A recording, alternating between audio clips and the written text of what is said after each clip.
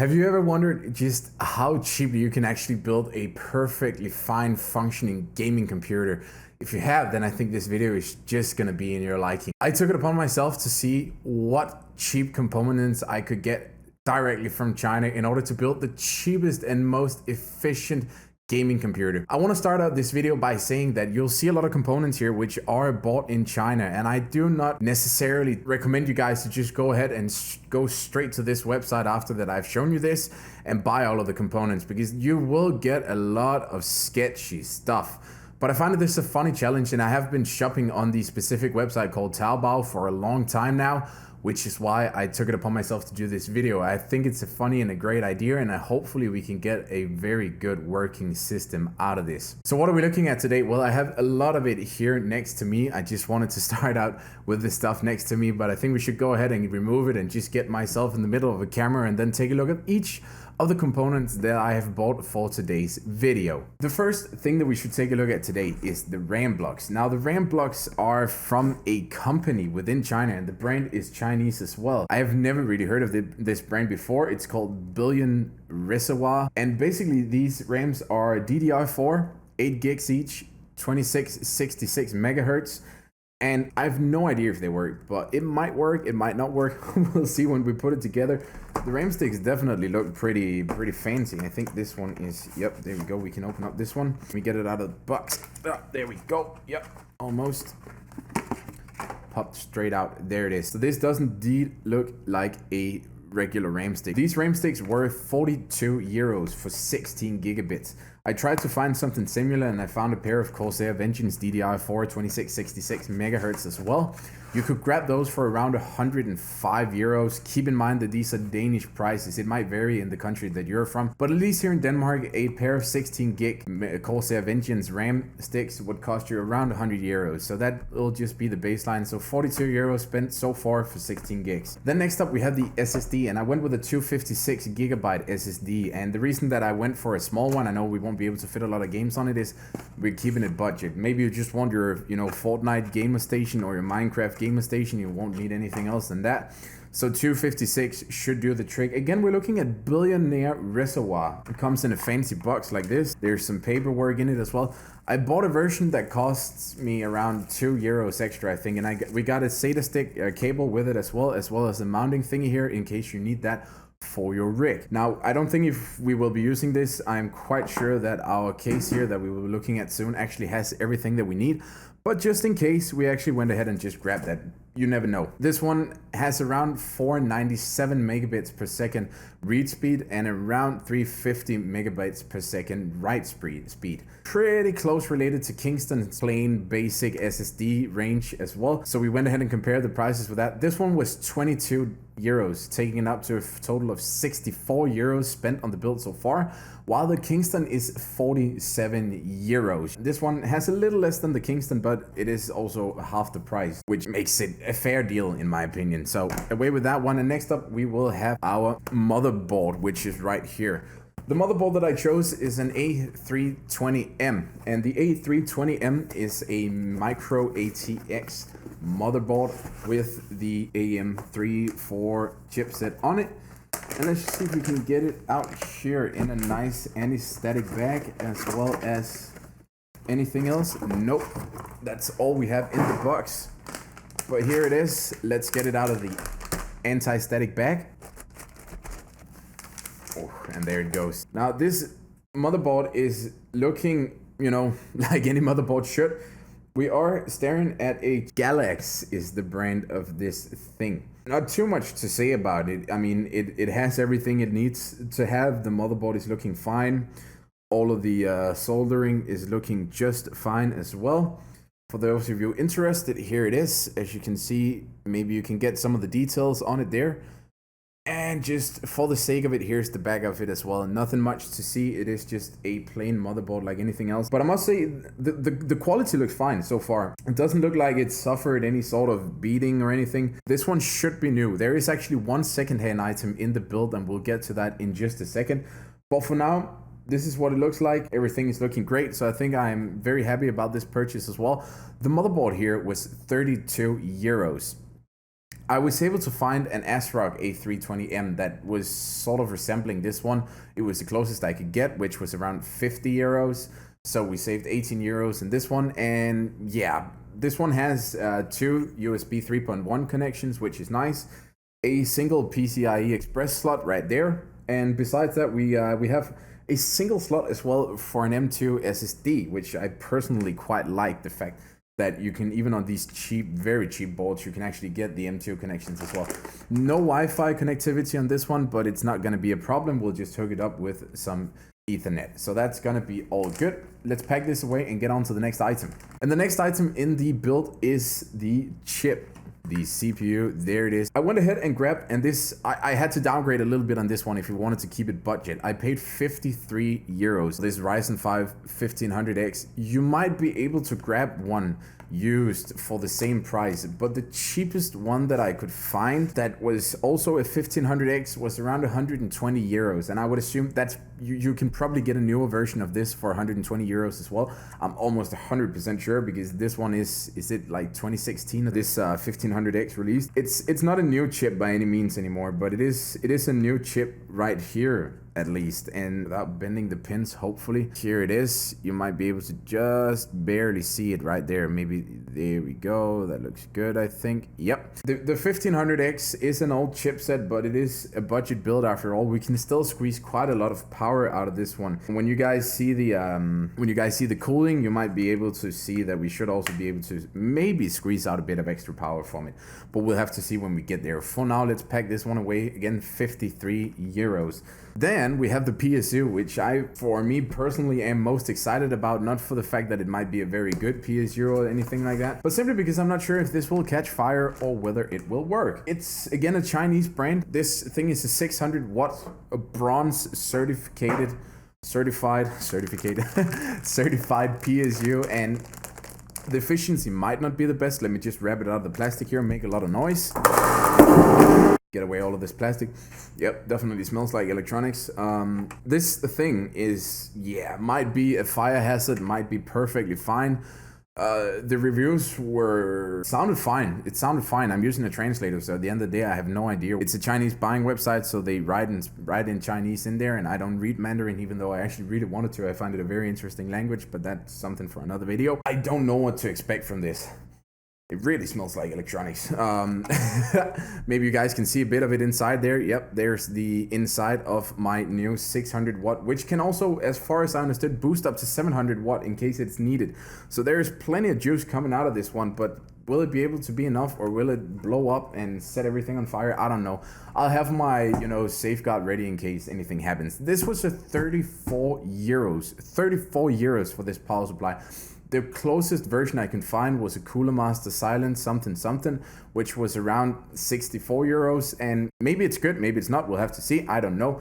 Next item. And the next item is actually a CPU fan, which, and trust me, we're made it to a point now where we're saving a lot of money. We're saving a lot of money on this one. This CPU fan, which is I was actually so hyped when I got this deal. There it is. So we're staring at something here that is 11 euros, guys. Yes, you are absolutely right. 11 euros for this dual fan cooler. We're not looking at the biggest radiator. I would assume that these fans might be 80 millimeters or something. They're not 120, that's for sure. For comparison, we'll get to these in a second, but as you can see here, the sizing is a bit different on these, so I'm assuming 80 millimeters is probably a pretty good guess. What I'm so hyped for with this one is that we're actually getting proper copper piping on this thing, and the copper even connects with the heating plate itself. So this, 11 euros for this thing in case it works. What did I just drop? I just dropped the mounting thingy. It's fine. 11 euros. The closest comparable item that I could find was actually a 64 euro CryoRig H7 Plus. CryoRig H7 Plus, as far as I know, is actually 120, so that will drop in price in case you make it this size. But we need this tiny size if we wanted to fit inside of our tiny build here. I'm actually staring at it right now with the casing, and I'm like, is it gonna be too big? I don't think so, but we'll have to see once we start assembling it, which we will soon. Again, 11 euros, very good deal in my opinion. Then we have two fans here. I do not know if these are RGB or if they are just any color in the world at the same time, because the pictures show that these can do a lot of colors, which what I would presume would be RGB, but they might just spit out a bunch of different colors randomly at all times, or shine every possible color at the same time all the time. These two fans together combined was €5, and the retail price for two fans, somewhat cheap, €20. Now these can spin for 1300 RPM, which is kind of standard for most fans. So it's a fine, and they should be all right. I mean, they look good. Definitely a good buy there. And you're probably staring this video now. Are you not gonna get a graphics card? What are you gonna do without a graphics card? I mean, come on. I got you, fam. Look at this. Bam, this piece is, I'm very excited for this, and you might have seen this in videos already because this has actually been covered before. This should indeed be a legit Sapphire Radeon RX470D 4GB memory. Is it though? I have no idea. The beautiful thing about this is it's actually a second-hand card, and you might be able to just see a bit of scratches up here. I don't know if I can make them, like, you know, visible in the light, or you might see some greasy fingers on it. It could be mine. Also, you can see the fan here. The fan is actually quite dirty already. The reason for this is that all of these are secondhand items, and all these secondhand items are actually provided from, you know, internet cafes, gaming stations where people come and pay money to play computers. That business has just blown up in China, also meaning that a lot of them are actually going bankrupt because there's just simply too many of them. So good items like these can be bought in China for literally next to no money, and all of these items are, as far as I know, pretty legit. But they're just being stripped out of computers because the company that owns the computers goes bankrupt, and then they have to, you know, get rid of the parts quickly, and the easiest way to do that is just sell them like this. The store that I bought this from has a lot of interesting stuff. If there is anything specific you would like me to check out for future videos, do not forget to let me know. We're done covering this one for now, and that is actually almost all of the parts. There is only one thing left that you... Yep, you're absolutely right. I didn't tell you how much I spent on it. I spent a total of, and now hang on, €53 on the graphics card. There you go. Back to the video that you just quickly saw at the beginning of this video, which is the casing. And the casing here I'm actually very excited for. I'll just let you guys take a second to guess the price of this casing that I have in front of me here right now. It's a pretty standard casing, not a lot of room for cable management, but there are a lot of cables in here already because we have all the things that we need to connect there to the motherboard. So what do you think I paid for this beautiful thing with two glass panels, front one side? We have a top here where there will be some nice light shining out in case we do mount some LEDs to here. A nice plain backside with room for, I think there might actually be room for a bit of cable management at the back, but it's a pretty standard cabin. As you can see, we will have some nice fans going in and out of this build. I might actually have to get another fan because we want that sweet juicy lighting in the front. Guys, I paid a total of €12 for this casing. €12. Now the casing was around 3 kilograms, so the shipping was also a bit, and I'm gonna get into the shipping and the total cost of this build in just a second. But this is basically what we're staring at here right now. So give me a best bet. What did I pay for this rig? Again, I'm just gonna give you a few seconds to think about it, and then I'm gonna let you guys know what we actually paid for it. This entire setup with everything we need in order to run this machine was a total of €250. €250, that is around $275 for your American guys who's watching this right now. The catch to this though, when it all comes from China, is the shipping. The shipping on this specific rig was just around 600 Chinese currency, which translates to around 80 euros. So you will have to add that on top, but including the shipping, we paid around 330 with the shipping for all of this, and it could have been done better. I literally, I wanted to just make this completely fail safe, so I paid for every extra other option there is when it comes to packaging. So this thing was wrapped in protective foam and styrofoam and everything, just to make sure that nothing cracked during the transportation. You could go ahead and not do that, or you could just, maybe not buy a full case as well, but just buy everything else that is needed, and you would be able to save just a little bit of money. But we talked about this so much now, I think it's about time that we start assembling this machine and see if we can put it all together. Alrighty, starting off with the motherboard here, we wanna start out with taking some of the easy stuff, which will probably be starting with the CPU, and then we'll install the RAM, then we will install the graphics card. There is one thing to note, that I completely ran out of cooling paste, and the cooling paste that was actually included with the heater here, or with the cooler itself, I requested not to have delivered because that might create some issues with importing all of this stuff. to Denmark, so I requested them to remove that since it is a liquid and it looks a bit shady coming in one of those syringes, so we don't want that. So we don't have anything yet. I will have to go grab that, but we will put everything together besides that for now. Now, the great thing about AMD CPUs and what I really like compared to Intel's is that they feel easy. We just want to drop that in there, make sure that, you know, all of our... Go on, there we go. And that's it. Intel CPUs, I feel like you always have to force those into the board and it feels like you're destroying everything while you do it. Now, let's go on with the RAM sticks here. Terrible boxes, but besides that, these are looking pretty fine. So let's get these down. That was one, and then the other, and brute force that into it as well. There we go. That's both of the RAM sticks. These are very tightly squished together. Then we have the next thing, which is the graphics card. If this thing even fits onto here. I mean, that is a very, very tight squeeze, but it is looking quite all right. Let's just get the board out here so that we have some room for this. And don't forget to press your lock open.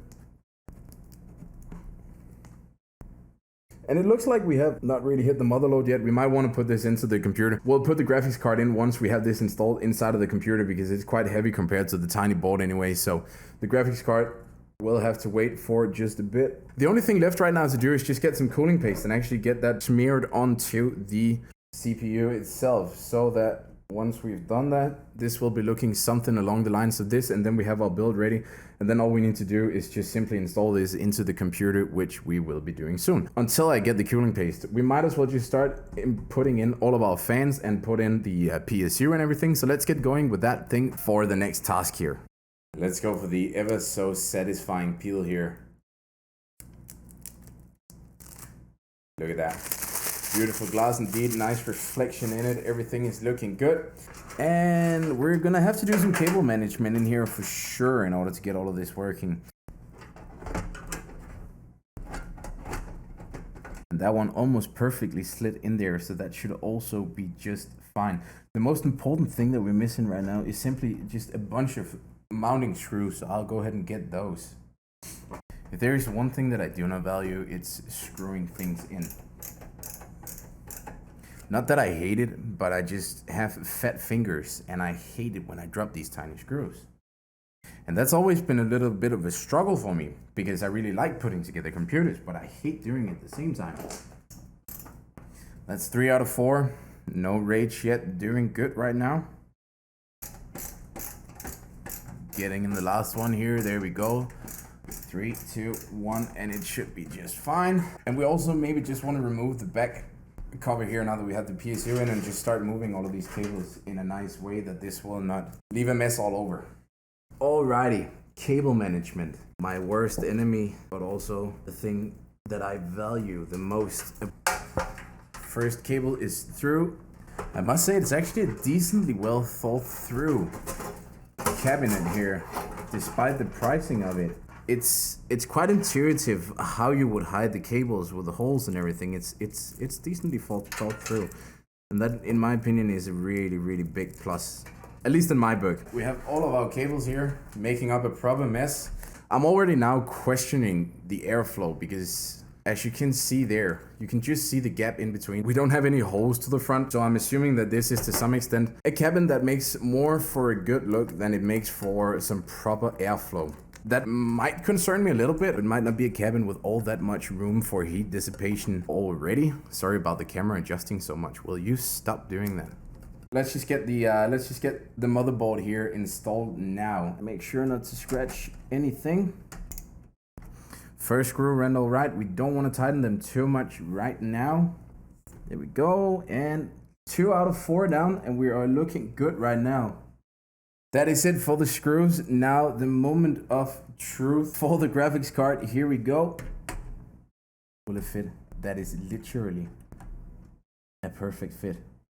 Let's see if we can get this properly clicked in.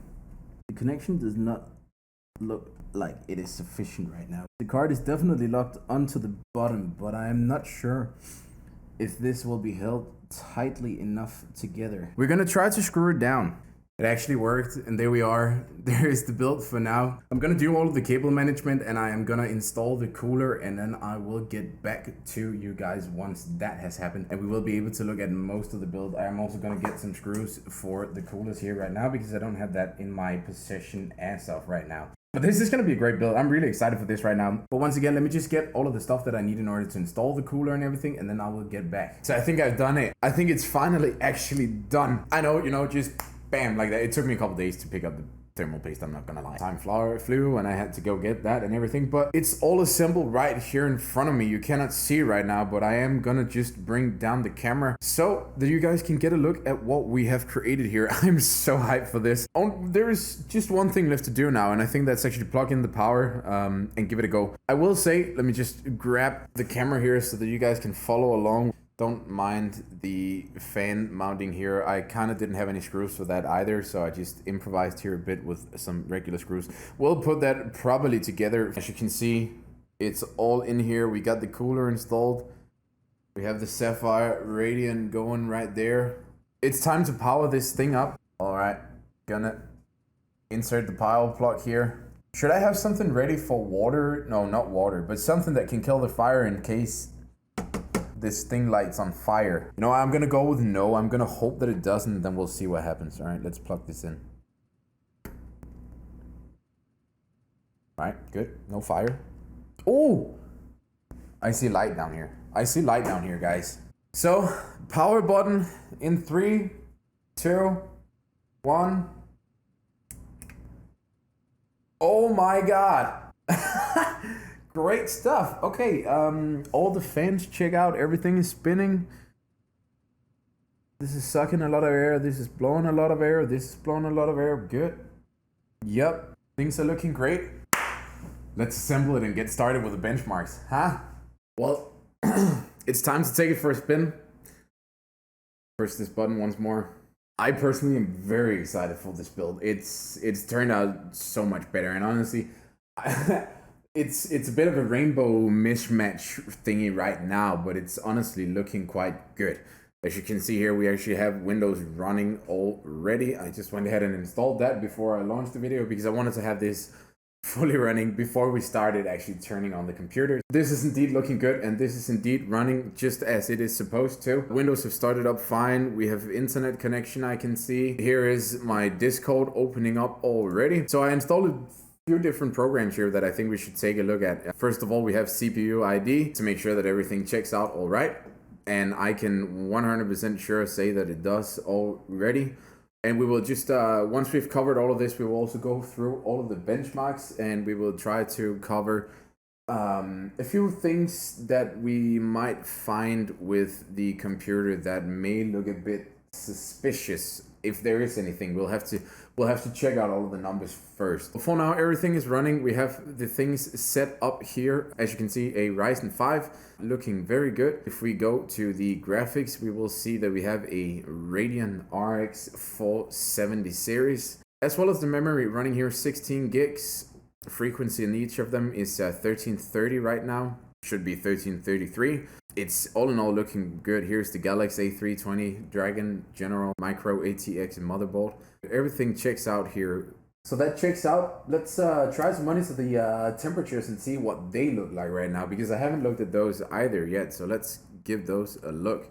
Getting the camera just a bit closer here, but as you can clearly see, the temperatures are actually looking very nice. For our Ryzen 5 here, we're currently sitting at around an idle of 29. Temperature motherboard looking good at. And if we scroll down further, we will see that our Radeon is sitting at around 30 as well right now. So that's also looking very good. All in all, I really think these numbers look very, very promising.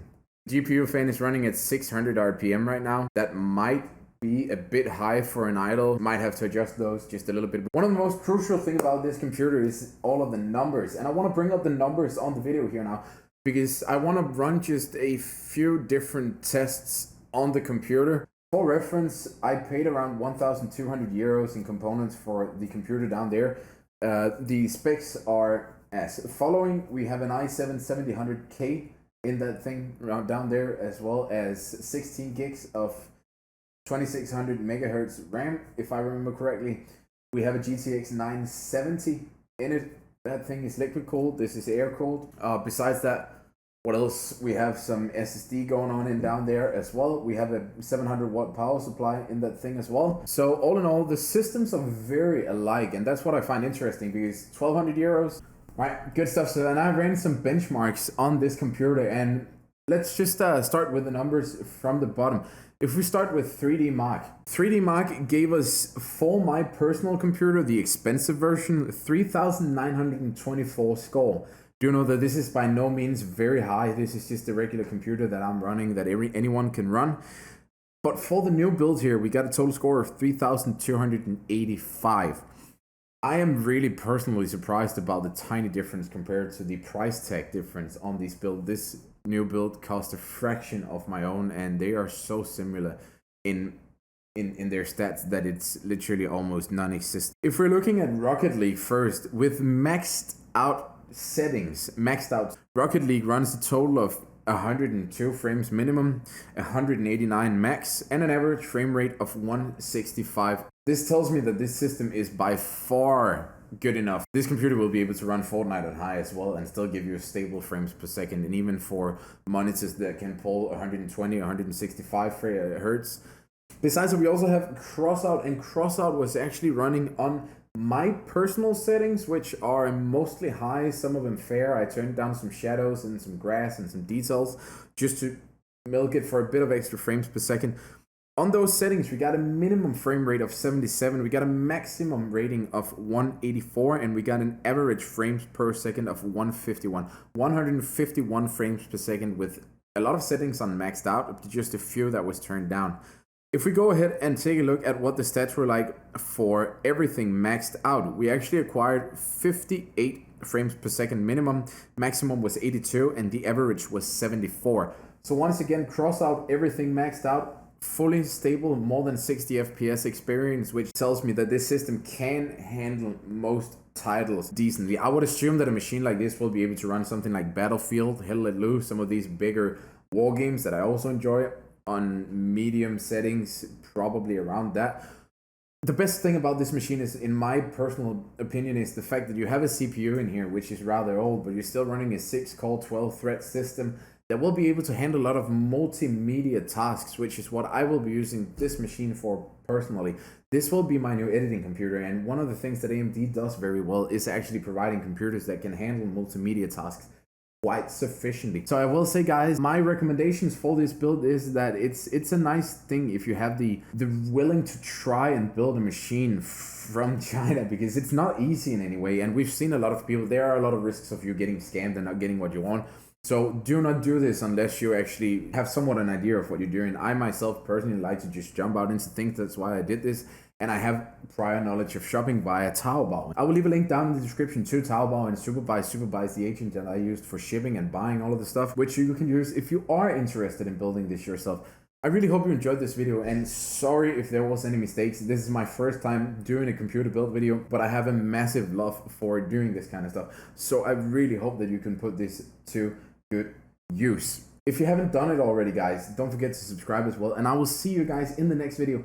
And before we leave comments down below what the next build you would like to see me do. I am actually planning on doing the tiniest ITX build we can build from China and see how small we can go while still having some pretty good stats. Until next time, have a good one. Bye bye.